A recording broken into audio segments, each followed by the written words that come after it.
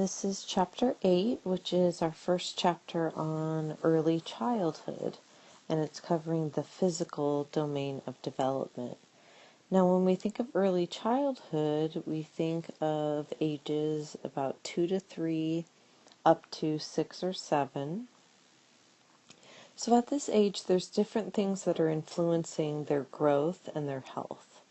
So you get hereditary information passed down, from your parents.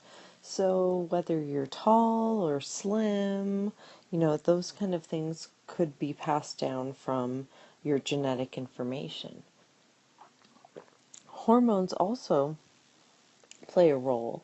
So children who are exposed to foods that are injected with a lot of hormones, many times can grow taller and heavier and things like that.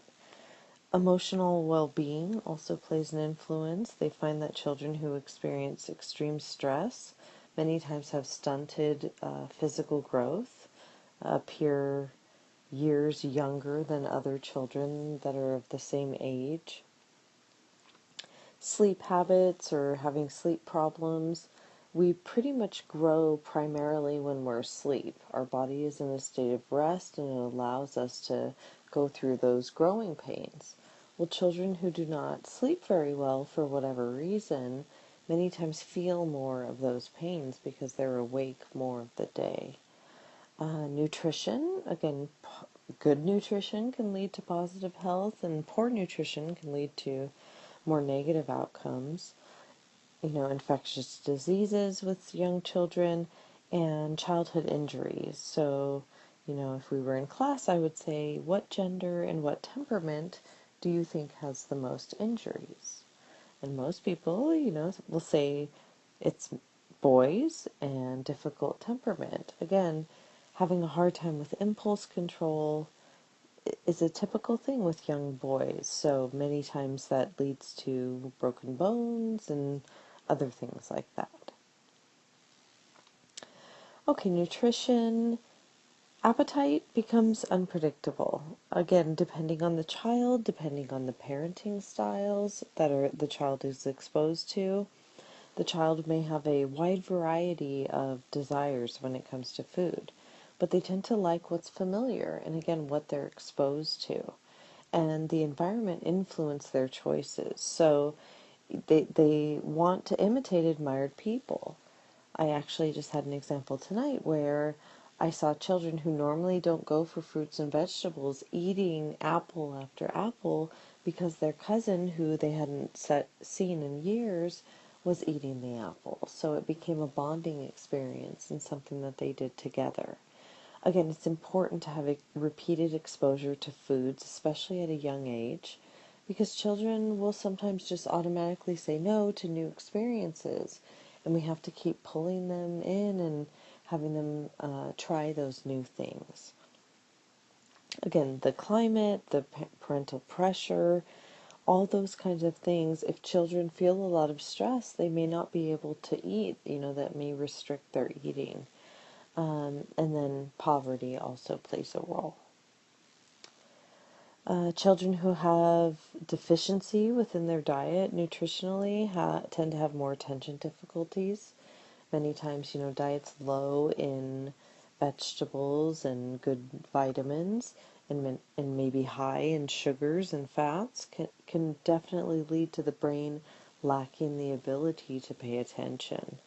They found that children have poorer mental test scores and behavioral problems, ADHD, hyperactivity, aggression, all linked to what the children are eating.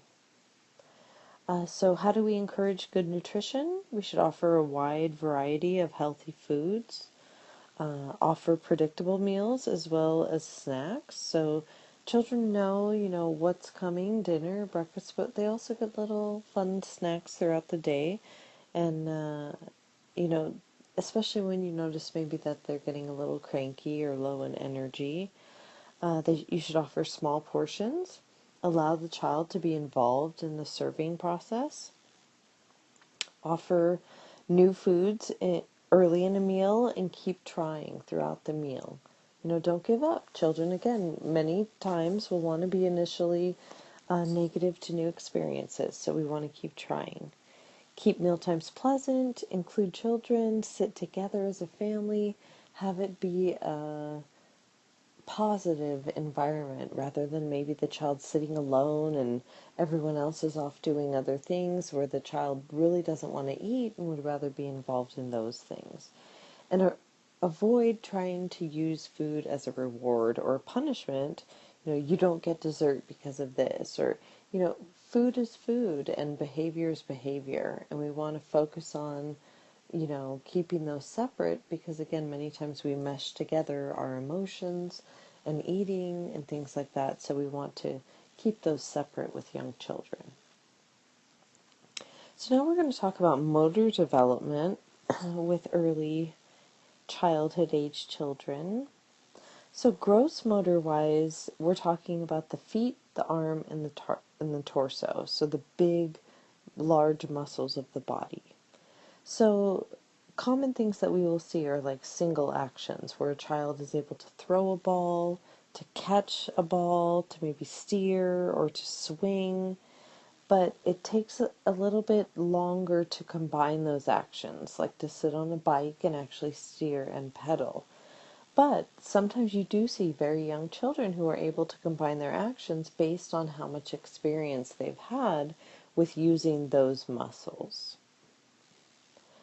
So what do we see change-wise? You can see age 2, age 3, age 5, and 6. So children's abilities are becoming more advanced as they get older. And I have a video on Blackboard that I'd like you guys to view regarding gross motor development. So make sure after this PowerPoint you go back and you view those videos. I have one on gross motor and one here on fine motor. So fine motor is the smaller body movements, the hands and the fingers. And the most common examples we see in early childhood are through self-help skills. So when a child is starting to become independent and do things on their own, that's really going to utilize a lot of fine motor development. So getting dressed, buttoning, zippers, even putting on socks, things like that, using utensils, tying their shoes, those take small motor development. And also drawing. And again, we see variations. Here we see a picture of a child who's probably more like kindergarten age. But, children will start with things that are meaningful to them. And as you can see in this picture, it looks like this child really likes shapes. Circles, triangles, rectangles, stars. And that's represented in the picture. And they become more realistic as children get older. Handedness, usually we see that at around 1 year old, whether a person is right-handed or left-handed. And research has shown 90% of Western nations, people are actually right-handed. It's affected by experience. They say, position in the uterus can play a role. Also practice. If someone is training you from an early age to utilize a certain hand over the other, then of course that becomes something that you're used to and you've been exposed to. And early damage can lead to a shift in handedness. If a young child has brain damage, actually sometimes the brain takes over and you'll actually see a shift from them maybe being right-handed to left-handed. But they don't really find any different. There's no developmental problems. People who are left-handers, even though they're only about 10% of our population here in, the U.S., they still excel in both verbal and math skills. It's really not connected to your intelligence. So here's some changes we see. And for your preschool anecdotal records, you need to talk about motor development. And you're able to talk about either fine or gross motor. And here's some very specific examples depending on the age group that you're looking at. So remember, for the preschool, you can do 2 years old to 5 years old. So this would be a great chart. And again, you can talk about whether a child is meeting these developmental milestones, or maybe a child is delayed in these, or maybe they're advanced, and you can relate to that. And if you're going to refer to this chart, you can just go ahead and refer to the Burke textbook. That's where it came from. There's also individual differences in our motor skills. Seems pretty obvious, but children who are more tall and muscular are typically able to move quickly, whereas if we're shorter or stockier, we tend to move slower. So we also see differences in sex. We see boys tend to have skills of force and power due to being born with more muscle mass. And so many times being able to jump farther, run faster. But girls, they physically mature a little bit faster than boys do.